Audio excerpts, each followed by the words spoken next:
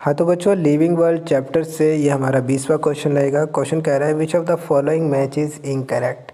थोड़ा सा रटने वाला क्वेश्चन है। ठीक, इन 4 ऑर्गेनिज्म के बारे में एनसीईआरटी में इनका क्लासिफिकेशन गिवन है। ठीक है, स्पीसीज से लेके किंगडम तक क्या क्या होता है पहले एक बार देख ले। क्या स्पीसीज होता है, जीनस होता है, फैमिली होता है, ऑर्डर होता है, क्लास होता है, ठीक है, फाइलम होता है, उसी को आप डिवीज़न बोलते हो प्लांट के केस में, और किंगडम होता है। ठीक है, तो इन 4 ऑर्गेनिज्म के बारे में ये सातों बातें आपको एनसीईआरटी में गिवन है, इसलिए आपको वो याद करना पड़ेगा। ठीक है, इन सातों में से जीनस, ऑर्डर और क्लास के बारे में यहाँ पर मेंशन किया गया और पूछा गया कि कौन सा सही है कौन सा गलत है कि नहीं।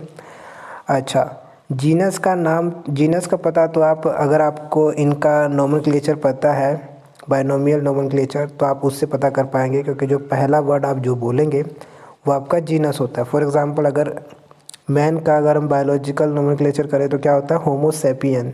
ठीक है, तो होमो इसमें जीनस हो जाएगा ये। ठीक है, मैंगो का मैंगीफेरा इंडिका, तो मैंगीफेरा यहाँ पर गिवन है। हाउस फ्लाई का नोमेनक्लेचर होता है मस्का डोमेस्टिका, तो मस्का यहाँ पर गिवन है। और वीट का ट्राइटियम एस्टिवम होता है और ट्राइटियम यहाँ पर गिवन है। तो जीनस में तो कोई दिक्कत नहीं है इन 4 ऑर्गेनिज्म में। अब ऑर्डर में चेक करते हैं, तो ऑर्डर अब देखिए ये सब याद करना है तभी जाके हो पाएगा। ठीक है ना, मैन का ऑर्डर होता है प्राइमेट, बिल्कुल ठीक है। मैंगो का सेपिंडल्स, बिल्कुल ठीक है। हाउस फ्लाई का सिलोपेट्रा गिवन है, होता क्या है, डिप्टेरा होता है कि नहीं।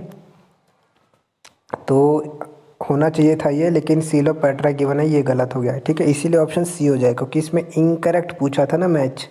आ रही बात समझ में। तो हमारा ऑप्शन तो पता चल गया, मतलब हमें आंसर पता चल गया। फिर हम आगे भी देख लेते हैं एक बार।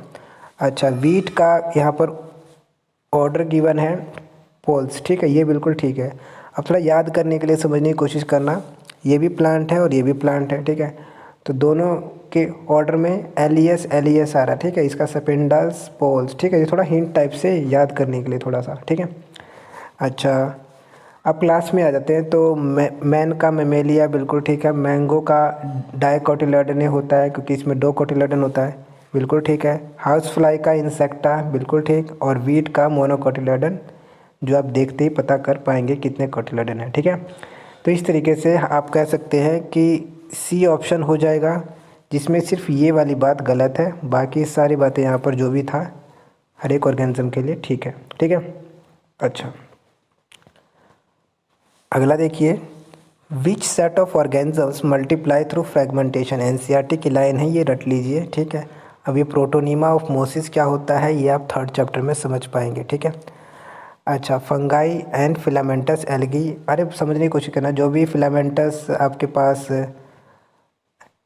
एल्गी होगा, जैसे स्पायरोगायरा, ये टूटेगा तो नए ऑर्गेनिज्म में दोबारा से डेवलप हो जाएगा। ठीक है ना, तो ये आपको ज़्यादा डिटेल में जब समझ आएगा जब आप 3rd चैप्टर कर चुके होंगे। फिलहाल आपको ये याद कर लेना है, fungi filamentous algae protonema of mosses fragmentation से मल्टीप्लाई होते हैं। ठीक है, 22nd देखिए, which of the following organism does not reproduce. तो म्यूल्स नहीं होता है क्योंकि इनफर्टाइल होता है। स्टेराइल ह्यूमन कपल और स्टेराइल वर्कर बीज। ठीक है, तो दो ऑप्शन में स्टेराइल वर्ड यूज़ किया गया है, इसका मतलब ऑप्शन डी हो जाना चाहिए, अगर आपको म्यूल के बारे में नहीं पता है तो। ठीक है ना, तो ऑप्शन डी आपका हो जाएगा। देखिए खच्चर बोलते हैं इसको हिंदी में, है ना। अच्छा अगला देखिए, which one of the following aspects is an exclusive characteristics of living thing. अब एक्सक्लूसिव करेक्टर क्या होता है, वही होता है जो सिर्फ लिविंग ऑर्गेनिज्म में मिले। तो पहला ऑप्शन दे रखा है आइसोलेटेड मेटाबॉलिक रिएक्शन होता है, बिल्कुल ठीक है। अकर इन विट्रो बोल दिया, ये गलत हो गया, वीवो बोलना चाहिए था तो हो जाता ये ऑप्शन, तो ये गलत हो गया। Increase in mass from inside only, हाँ लिविंग ऑर्गेनिज्म में मास का इंक्रीमेंट इनसाइड होता है, ये बिल्कुल ठीक है। अगला, perception of events happening in the environment and there memory.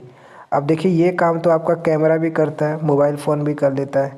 ठीक है ना, वो इमेजेस को कैच करता है, वो मेमोरी कार्ड में स्टोर करता है। तो ये तो नॉन लिविंग में भी मिलता है ना, हमें पूछा एक्सक्लूसिवली लिविंग ऑर्गेनिज्म में होना चाहिए, है ना, तो ये तो गलत हो गया। अगला, increase in mass by accumulation of material both on surface as well as internally. Surface पे नहीं होता है, ठीक है ना, ये तो पहाड़ वहाड़ पे जैसे होता है ना, एक्सटर्नली मास का इंक्रीमेंट होता रहता है और धीरे धीरे पहाड़ बड़ा होता जाता है, ठीक है ना। तो ये भी गलत, ये भी गलत, ये भी गलत, तो ऑप्शन बी हो जाएगा आपका, ठीक। अगला देखिए, which of the following is self conscious. तो ह्यूमन बीइंग जो होते हैं वो सेल्फ कॉन्शियस होते हैं, ठीक है, तो हम लोग ए लगा देंगे। हाँ, तो 25वां क्वेश्चन देखिए, मेटाबॉलिक रिएक्शंस टेक्स प्लेस। तो मेटाबॉलिक रिएक्शन इन विट्रो में भी होता है और इन विवो में भी होता है, इसीलिए ऑप्शन सी आपका हो जाएगा, ठीक है। ओनली इन यूनिसेलुलर ऑर्गेनिजम्स, ये तो ज़रूरी नहीं है ना, मल्टी सेलुलर ऑर्गेनिज्म में भी तो होता ही है, ठीक है। अब इसमें एक और बात यह है कि मेटाबॉलिक रिएक्शंस को डिफाइनिंग फीचर माना गया है लिविंग ऑर्गेनिज्म का, ठीक है। अब डिफाइनिंग फीचर वही होता है जो लिविंग ऑर्गेनिज्म में प्रेजेंट हो। अब ये मत कहना ये फिर ये इन विट्रो वाला कैसे सही हो गया, भैया टेस्ट ट्यूब है जैसे कि, तो उसमें मेटाबॉलिक रिएक्शन कराते हैं हम लोग, उसमें अपने आप होता नहीं है। तो दोबारा से, मेटाबॉलिक रिएक्शन जो होते हैं वो डिफाइनिंग फीचर होता है। डिफाइनिंग फीचर वो होता है जो कि सिर्फ और सिर्फ लिविंग ऑर्गेनिज्म में प्रेजेंट होता है विदाउट एनी एक्सेप्शन, और नॉन लिविंग ऑर्गेनिज्म में प्रेजेंट नहीं होगा, ठीक है। तो अब ये मत कहना है कि ये तो नॉन लिविंग ऑर्गेनिज्म है टेस्ट ट्यूब, ठीक है, इसमें भी तो हो ही रहा है कि नहीं। अरे ये हो नहीं रहा है, इसमें हम कराते हैं, ठीक है, होना कराना दोनों अलग बात है ना, ठीक है। तो फिलहाल के लिए इस क्वेश्चन का आंसर तो सी हो जाए। हाँ, तो 25वां देखिए, organism that can sense and respond to environmental cues. तो सारे ऑर्गेनिज्म क्या करते हैं, एनवायरमेंटल क्यूज़ की तरफ हरकत करते हैं, ठीक है ना, सेंस करते हैं। जैसे कि यूकैरियोटिक ओनली या फिर प्रोकैरियोटिक ओनली, ये दोनों ऑप्शन होने चाहिए आपके, तो इसलिए ऑप्शन सी हो जाएगा, ठीक है। अब यहाँ पे डी ऑप्शन में आपको कंफ्यूज करने के लिए बोला गया है कि those with well defined neuro endocrine system. इतना हाई फाई सिस्टम की रिक्वायरमेंट नहीं होती है। अगर इतनी हाई फाई सिस्टम की रिक्वायरमेंट होती तो जो अमीबा है वो खाने की तरफ क्यों आकर्षित होता है ना। जैसे कि ये खाना है, ये फूड है, कोई फूड पार्टिकल, और ये अमीबा है, तो अमीबा इसके चारों तरफ सूडोपोडिया का फॉर्मेशन करता है ना। अब ये तो जब ही कर पा रहा है ना जब सेंस कर पा रहा है। अब इसके पास तो एंडोक्राइन सिस्टम है नहीं, है कि नहीं, ये तो यूनिसेलुलर ऑर्गेनिज्म है, तो सिस्टम वाली बात तो हो ही नहीं सकती। उसके बावजूद भी ये चारों तरफ इसके फूड क्या कहते हैं सूडोपोडिया का प्रोजेक्शन करेगा और इसको एंगल्फ कर लेगा। तो ये काम हो तो रहा है ना बिना न्यूरो एंडोक्राइन सिस्टम के, ठीक है ना। तो जो सिंपल ऑर्गेनिज्म है वो भी हरकतें करते हैं एनवायरमेंटल क्यू।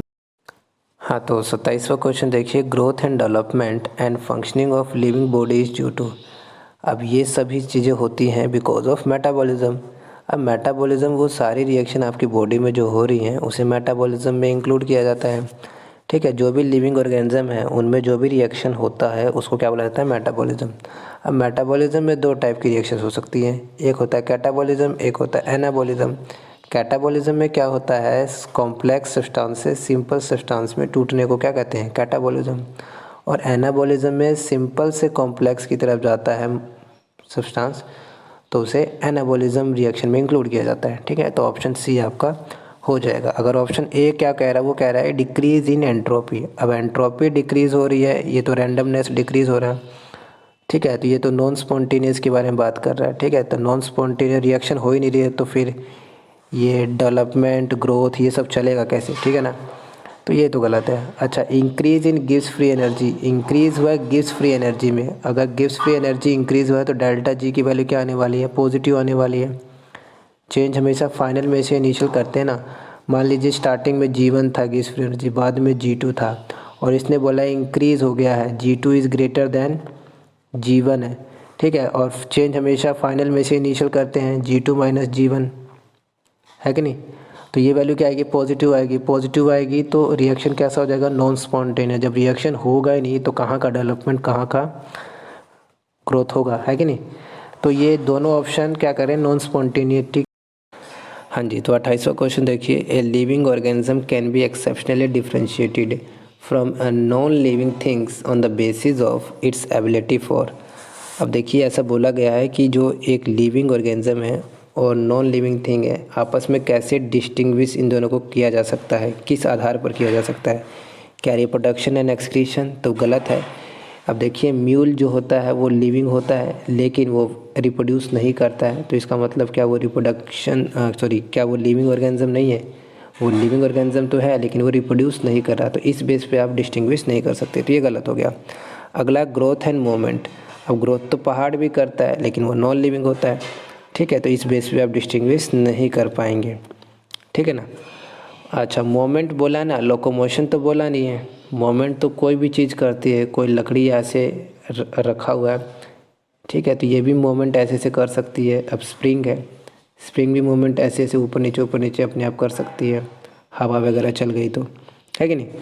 तो इन बेसिस पे आप नहीं कर सकते हैं डिस्टिंग्विश। अगला देखिए, responsiveness to touch and temperature. अब ये जो फ़ोन है, अब इस फ़ोन को मैं टच कर रहा हूँ तो ये जो भी लिखा जा रहा है ये हो रहा है ना, लेकिन ये फ़ोन तो नॉन लिविंग थिंग है, ठीक है ना। तो ये मत सोचना है कोई रिस्पॉन्स कर रहा है तो वो लिविंग हो जाएगा। रिस्पॉन्स तो ये भी कर रहा है ना, टच से कर रहा है, टेम्परेचर से कर रहा है, जो भी कुछ है ना। तो ये 3 ऑप्शन आपके गलत है। Interaction with environment and progressive evolution, ठीक है, इंटरेक्शन होता है लिविंग ऑर्गेनिज्म का और उनका इवोल्यूशन होता रहता है, ठीक है। ये आपका बिल्कुल डिफ्रेंशिएट करने वाला एक फैक्टर रहेगा, या फिर इस बेस पर आप डिस्टिंग्विश कर सकते हो एक लिविंग और नॉन लिविंग थिंग को, ठीक है। अगला है 29वां, 2 components of binomial nomenclature are. तो एक जेनरिक नेम होता है और दूसरा स्पेसिफिक एपिथेट होता है, इसीलिए ऑप्शन सी आपका हो जाएगा, ठीक है। Thank you.